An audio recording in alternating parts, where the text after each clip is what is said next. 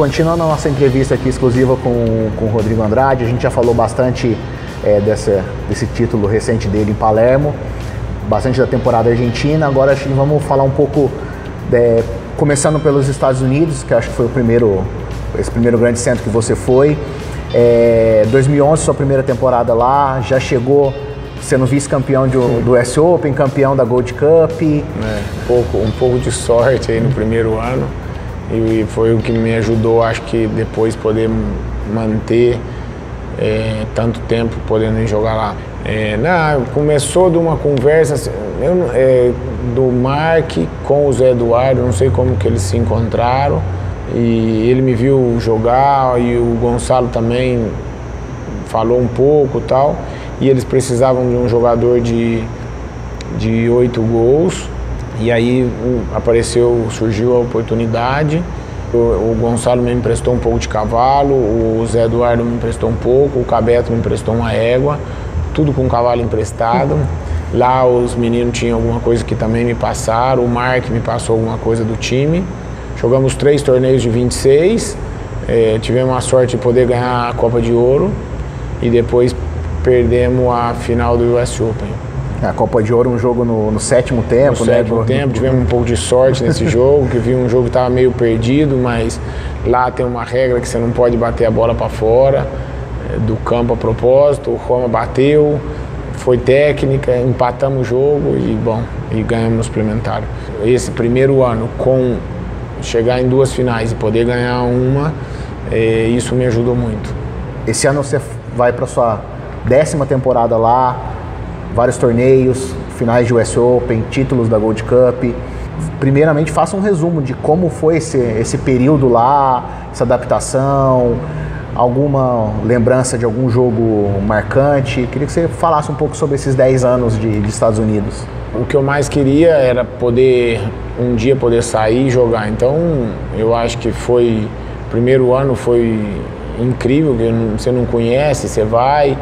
Eu tinha ido nos Estados Unidos, eu acho que uma vez em 1998, quando eu fui de suplente em Santa Bárbara. Santa Bárbara, foi a primeira vez que eu fui nos Estados Unidos, e depois foi a segunda vez, foi em 2011, nunca voltei. Então foi conhecer, sempre que você vai a primeira vez, você vai conhecer um lugar, sempre tem aquela expectativa e tal. Então foi muito boa o primeiro ano. Depois do segundo ano, não tive convite para jogar 26, mas eles me levaram, o time o Mark e a Melissa me levaram para jogar o torneio de 20. Aí chegamos numa final, até a final jogou o Mark contra a Melissa. Eu jogava com o Mark esse foi o segundo ano que eu fui. Terceiro ano, eu também me chamaram para jogar em um outro time, que foi com o Workshard Hill.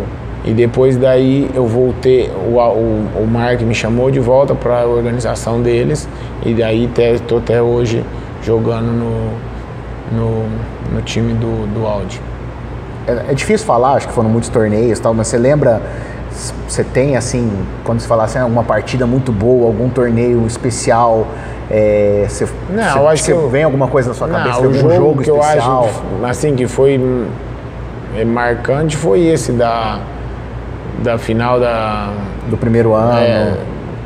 Foi a primeira final que eu joguei, e poder ganhar dessa forma, então foi um jogo que ficou marcado. Mas aí depois, em 2013, você vai para a Inglaterra, vai jogar a temporada de lá pela primeira vez.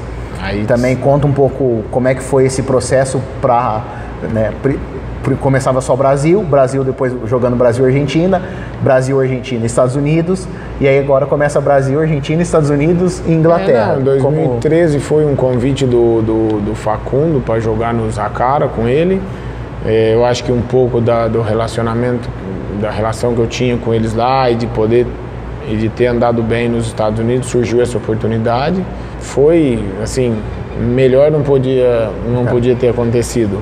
A gente foi, jogou e ganhamos as duas Copas, a Copa da Rainha e a Copa de Ouro.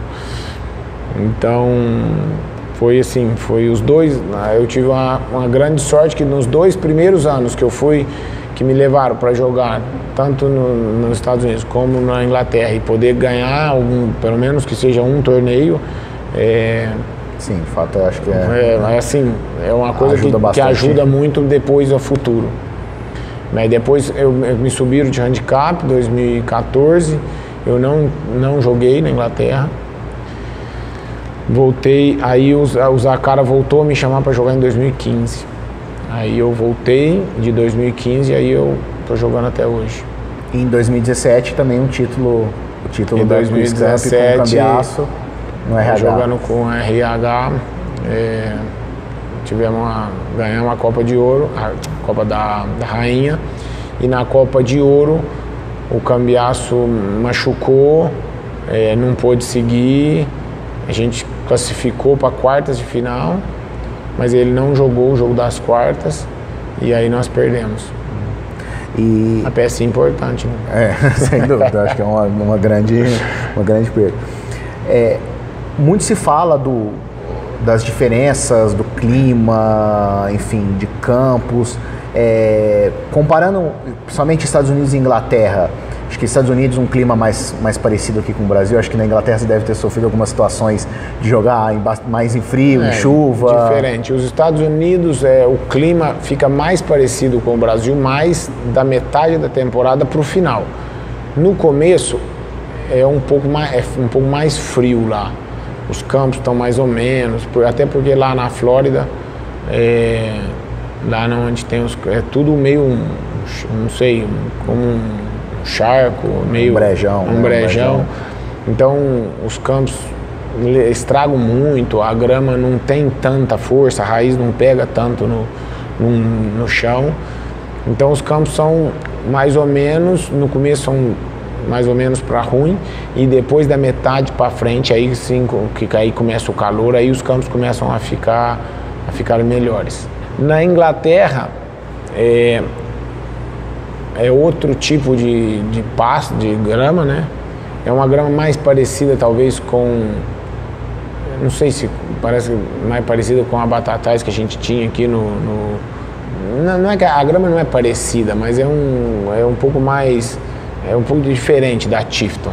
Ela eu não sei o nome da grama da Inglaterra. Eu acho que é a mesma grama que tem na China, inclusive. E o clima totalmente diferente, né?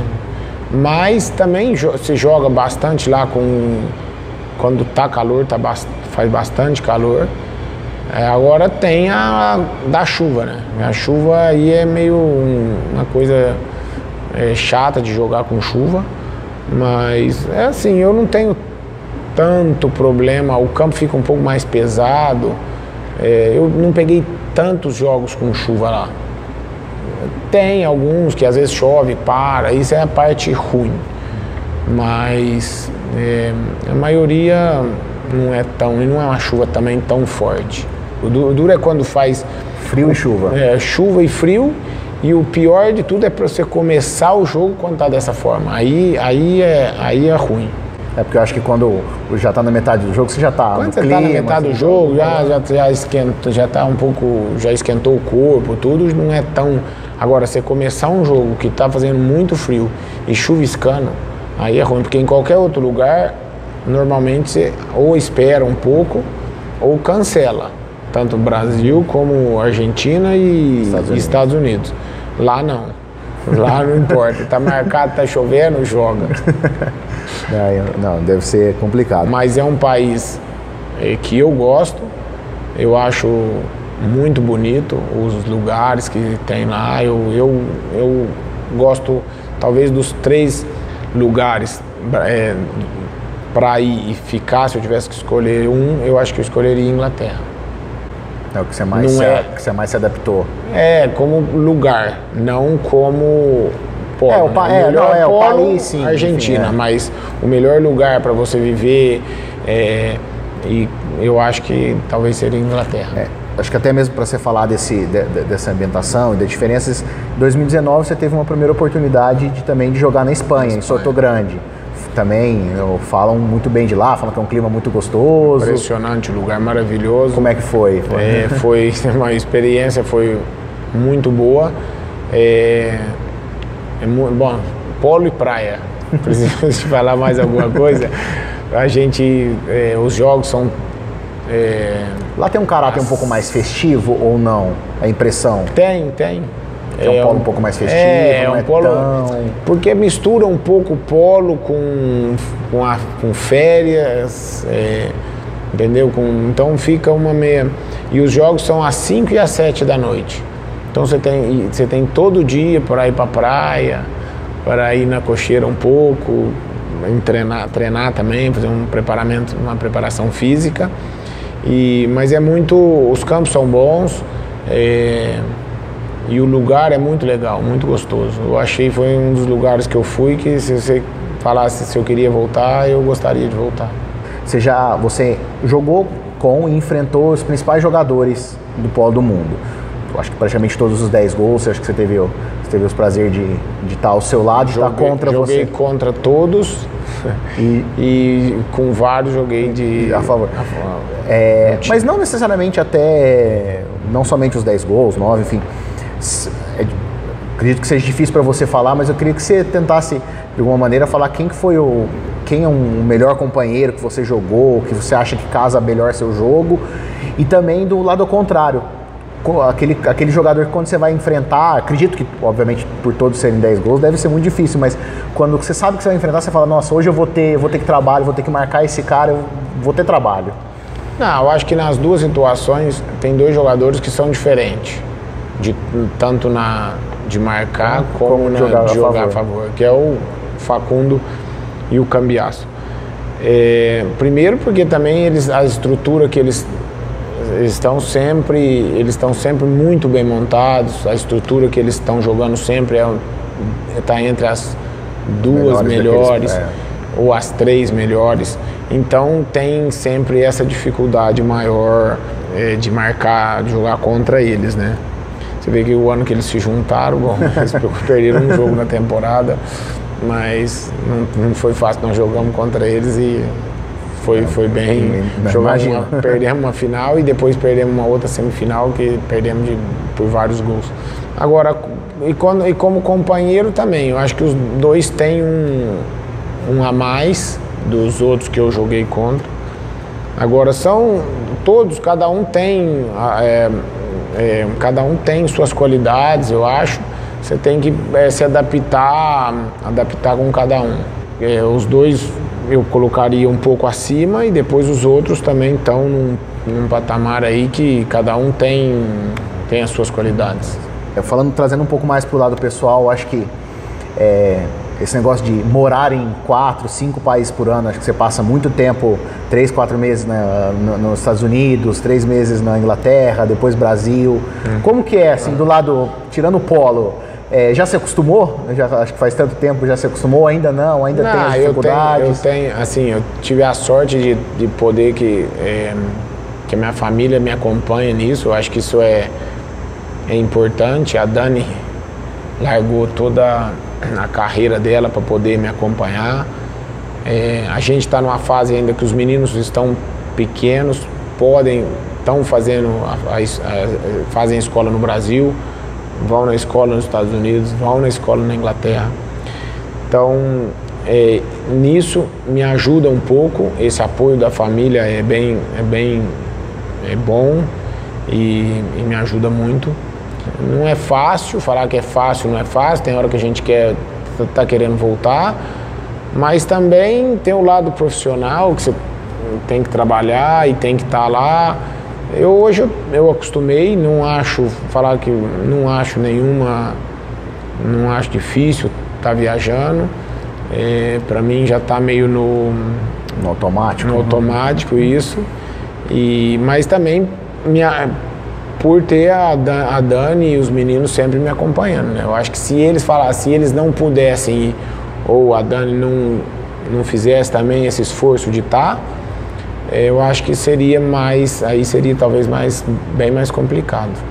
Eu acho que você até já falou um pouco anteriormente sobre isso, eu ia te perguntar isso agora. Qual desses que você prefere? Acho que você citou a Inglaterra. Não, eu e a Dani também prefere a Inglaterra. Nós dois preferimos lá o lugar de morar, os lugares são mais bonitos, as cidadezinhas, você vive em cidade, sempre cidadezinha menor, não é então acho que tem esse, e a Inglaterra tem um charme que é... Um charme mais histórico, vamos falar assim. Um país mais histórico e tal. Se adaptou com a alimentação, alimentação, com o idioma. Não, o inglês é meio complicado, ainda não adaptei muito. A Luísa já estava me passando. Mas a comida eu acho que não tem muito segredo. A comida é boa, depende do que você faz, né? A gente come. Então acho que você encontra as coisas boas, você encontra em todos os lugares. Isso é questão de... Acho que mais difícil deve ser na China, na Índia, aí é mais raro. Lá não, é fruta boa, comida boa, não tem muito. Os filhos cada vez maiores já entendem o que se passa, eles já questionam algumas vezes, como é? Você falou de escola que estuda nos diversos lugares. Não, eles já entendem, sabe, que a gente tem que ir e tal. Tá começando a complicar um pouco por causa que a Luísa já está com 8 anos. Então ela está começando a ter já uma exigência maior das escolas aqui no Brasil, de ter que cumprir um período maior, porque ela tem que cumprir determinado período aqui, e depois a Dani vai dar um pouco de... Termina, reforça. Leva as coisas que ela tem que estudar e faz ela estudar lá.